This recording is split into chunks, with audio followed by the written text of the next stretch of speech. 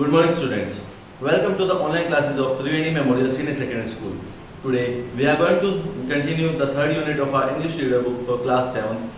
And in the third unit, we will be proceeding with the section 3. The name of the section is The Refugees. Okay. Let's start the reading portion.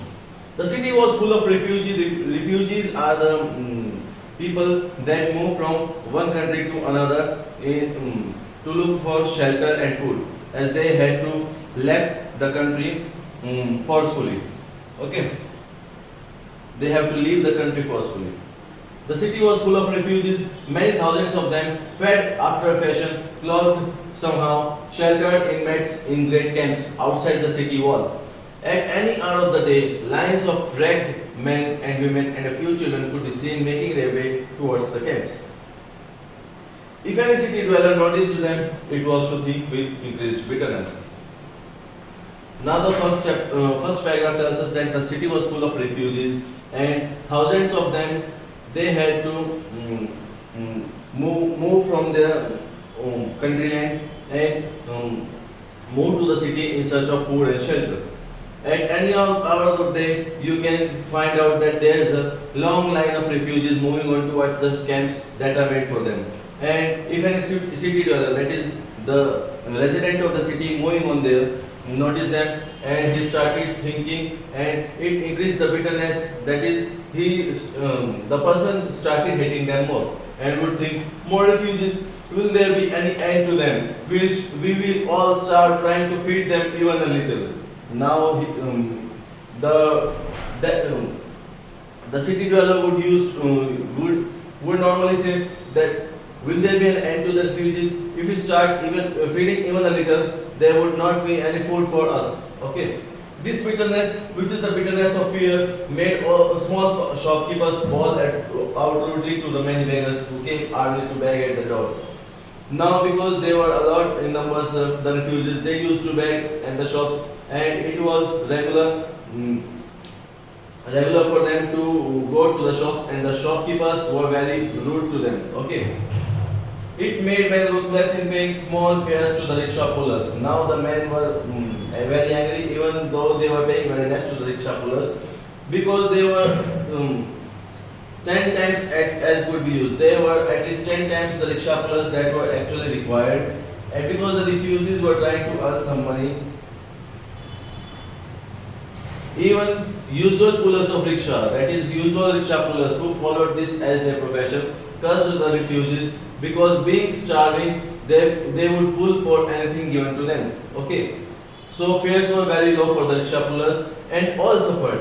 With a city of refugees begging at every door, swarming into every unskilled trade, that is, here swarming and unskilled means they wanted to work anything that doesn't require any sort of skill. They would do anything for food. Okay.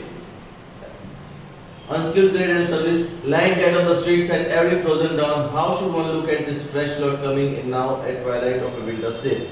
It is obvious nobody would want to see dead bodies every day, and because of food, shelter, and hunger, refugees were not able to get anything. Still, they were coming to the city, and this was creating a lot of problem for the city. And nobody was happy to see more refugees coming in that winter day. But these were no common men and women, no riffraff from some community, always poor and easily starving in a flood time. Now these were not the common men or women of some community. They were not always poor. They were not always starving actually they were starving in flood time. No, these were men or women of which any nation might have been proud. These were the men and women on which the nation would be proud of. It could be seen they were all from one region. They were from one area. They wore garments woven out of same dark blue cotton. The cloth were same, that is blue colored. Okay, you could see this here. They all were wearing the blue clothes. Plain and cut in old-fashioned way. The sleeves long and the coats long and full. Both men and women were tall and strong in frame, although the women's feet were bound. So everybody was looking the same. Okay, they used to wear the same clothes. Every man carried a lot of two baskets slung on the pole across his shoulders. You can see carrying two baskets on the shoulders. Okay, every man was doing the same. In these baskets were clothes and quilts made of the blue cotton stuff. Clothing and bedding were clean and strongly made. In both the baskets, on the top of every folded quilt, with a bit of mat between, was an iron cauldron. Now, in both the baskets, they used to keep the quilts, the clothes they had to use. And in both the baskets, on the top of every folded quilt, with a lot of mat in between, there was an iron cauldron. Iron cauldron is something that is used for cooking on, you can say, you can say when you used to heat the coal and you put some utensils to cook the food. Okay, just like cauldron is the same thing. That is something iron sort of utensil that is used to cook the foods. These cauldron had doubtless been taken from the earthen ovens. Yes, the earthen ovens you can say of the village when the people saw the time had come when they must move. Now these were taken from the earthen oven and on the village when the people saw that that finally we have to leave the town for survival. But in no basket there was vestige of food. Nobody had even a little amount of leftover of food. Nor there was trace of food having been cooked in them recently. And we could easily see that they had also cooked the food for a long time. This lack of food was confirmed when one looked closely into the faces of people. You can see the face of a hungry person and the one who is not hungry. Okay, there would be a lot of difference. In the first glance in the twilight, they seemed well enough, but when one looked more closely, one saw they were the faces of people starving and moving down in despair to a last shop. You could easily find out how miserable their life was. They saw nothing of the strange sights of a new city because they were too near there to see anything. They were unable to see what was going on in the city as they were starving and they knew anytime they could die. No new sight could move their curiosity. They were men and women who had stayed by their land until starvation drove them forth. Thus, they passed unseen, silent alien, as those who know themselves dying are alien to the living. Now, they were not curious about anything new that is they saw because they were starving. They were unable to get food and they didn't see who is passing by. They didn't care about that. They were just like aliens because anybody who knows himself that he or she is dying is an alien to the living person. Last one of this long procession of silent men and women was a little wizened old man. Now there was an old man. Even he carried a load of two baskets. In one basket there was quilt with a cauldron on it, while in the other basket there was only the quilt but no cauldron. Okay. An old man carrying the two baskets, one containing the cauldron but the other not containing the cauldron. It wasn't containing. Okay. Suddenly he could go no more. He sat down because he was very tired. His head sunk between knees, his eyes closed. He was very tired, much tired, and he was desperate to get some food or something. Okay, starved as he was, a little blood rose in dark patches on his cheeks. A rage vendor selling hot noodles sat his stand near and shouted his trade cry. Now, just near to him, a noodles vendor came there and shouted about the noodles. The light from the stand fell on the old man's dropping figure. A man passing stopped and muttered, looking at him. Now, one person was going through that area and he was passing by. He looked at the old man and stopped. I swear I can give no more this day if I am to feed my own, even nothing but noodles. But here is the old man. Well, I will give him the bit of silver I earned today against tomorrow and trust to tomorrow again. If my own old father had been alive, I would have given it to him. Now what he says, I won't have given even a single penny if I had to feed myself. Okay, but even nothing but noodles. He won't have given the noodles even. But there it was the old man. He said, I'll give the silver coin to him and will trust the tomorrow again about the money. Okay. And he says, if my old father would have been alive, I would have given this money to him. He fumbled in himself and brought out of his rag girdle a bit of the silver coin. And after a moment's hesitation and muttering, he added to it a copper penny. Now he took out the silver coin and after hesitation and some muttering, he added a copper penny. There, old father, he said with a sort of bitter heartiness, let me see you eat noodles. Now he asked the old father that let me see you eat the noodles, take the money. The old man lifted his head slowly. When he saw the silver, he would not put out his hand. He did not take the money. He said, Sir, I did not beg of you. Sir, we have good land and we have never been starving like this before, having such good land. But this year, the people have eaten their seed. And he said that people were so hungry that they even ate their seeds. And says that I told them not to eat the seeds at least, they will be helpful for them. But the people were young, they were hungry and they ate the seeds. Now the man says, take it, and he dropped the money into the old man's apron and went on his way, sighing. Now he put the money in the apron. Apron is a cloth that this you can say the apron. So he kept the money on the apron and started moving. The vendor prepared his bowl of noodles and called out, how many will you eat, old man? Now the vendor says, how much noodles can you eat? Then was the old man stirred. He felt eagerly in his apron, and when he saw the 2 coins there, one copper and the other silver, he said, one small ball is enough. Now he says, I don't want much, give me some small bowl. Now the noodle vendor was amazed. He said, can you eat only one small bowl then? It's not for me, the old man said. The vendor started astonished. But being a simple man, he said no more but prepared the bowl. Now vendor didn't ask anything else, he just prepared the bowl. When it was finished, he called out, here it is, and he waited to see who would eat it. Then the old man rose with great effort and took the bowl between his shaking hands and went to the other basket. Now the old man took the baskets with the shaking hands like this. Okay, when the person gets old, the hands start shaking. Okay, he took the bowl from the noodle vendor and went to the other basket, the basket that was not containing the cauldron. There, while the vendors was, the old man pulled aside the quilt until one could see the shrunken face of a small boy lying with his eyes fast closed.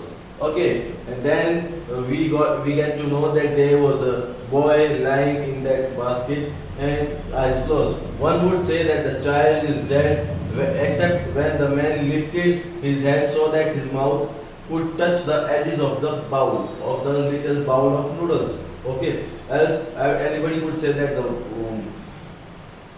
the small boy was dead. He began to swallow feebly as fast as he could until the hot mixture was finished. That is, the noodles were finished. The old man kept murmuring to him, there, my heart, there, my child. Your grandson, said the vendor.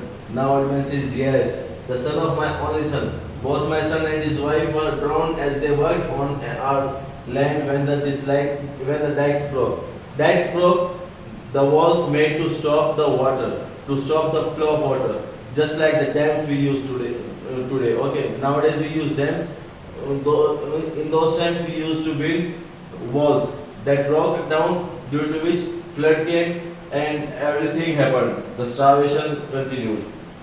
Okay. He covered the child tenderly and then squatting on his haunches, he ran his tongue carefully around the little bowl and removed the last trace of food. Now he covered the child and then ran his tongue carefully around the little boy and removed the last trace of food. Okay, he ate the last remaining food. Then, as though he had fed, he handed the bowl back to the vendor. But you have the silver bit, cried the right vendor, yet more astonished when he saw the old man ordered no more. Now the noodle vendor was amazed that the old man also had the silver coin, but he still didn't want any more noodles. The old man said, "That is for seed." He replied, "As soon as I saw, I knew I would buy seed with it. They ate up all the seed. With what shall the land be sown again? We need the seeds, I'll buy the seeds. If I were not so poor myself, I might have given you a bowl." He says, if I was not poor enough, I would have given you a bowl too. But to give something to a man who has a bit of silver, he shook his head, puzzled. Now he says, I'm already poor and you already got a silver coin. So giving noodles as a freebie, he was puzzled what to do, what not to do. I do not ask you, brother, said the old man. Old man said, don't feel pity. I didn't ask you for the food. Well, I know you can't understand, but if you had land, you would know it must be put to seed again or there will be starvation yet another year. The old man says, yes, I can understand. You know, if you would have land, you must have understood that the seeds are very necessary for the next year to stop this starvation. The best I can do for this grandson of mine is to buy a little seed for him for that land. Yes, even though if I die and others plant it, the land must be put to seed so that nobody dies of starvation. He took up his load again, his old legs trembling again that shaking, and straining his eyes down the long straight street, he staggered on. And saying these things, the old man started moving on. Okay. So that is the reading portion. Let's move on to the question answer, students. Read and answer. Why did the refugees see nothing of the sights of a new city? Because they were starving and knew that soon they would die of hunger. Why did the rickshaw pullers resent the refugees? The rickshaw pullers resented the refugees as the refugees also started pulling rickshaw to earn something for themselves and would do that for very meager price, very low price. This led to drop in price of rickshaw pulling. What did the old man do with the bowl of noodles? The old man fed his grandson with the bowl of noodles. Match the entries now. City was full of refugees. Man bought the noodles for his grandson. The vendor could not give the bowl free of cost because he was poor. The old man saved the coin to buy seeds. Now think and answer. What made the passerby give the old man a silver coin and a copper penny? The passerby thought that he would have given the silver coin to his father too if he were alive. This old man looks hungry, and along with the silver coin, the passerby gave him a copper coin too. What did the city dwellers say when they noticed the refugees? Why did they say so? The city dwellers became very angry whenever they saw the refugees, and they started thinking that feeding these refugees would leave them starving, even if the refugees are fed very little, as the number of refugees increased day by day. The best I can do for this grandson of mine. What was this best he wanted to do? The old man wanted to buy seeds to grow on the land he owned so that his grandson would not suffer the same starvation next year. Why did he want to do this? He wanted to do this so that his grandson would not suffer from starvation again.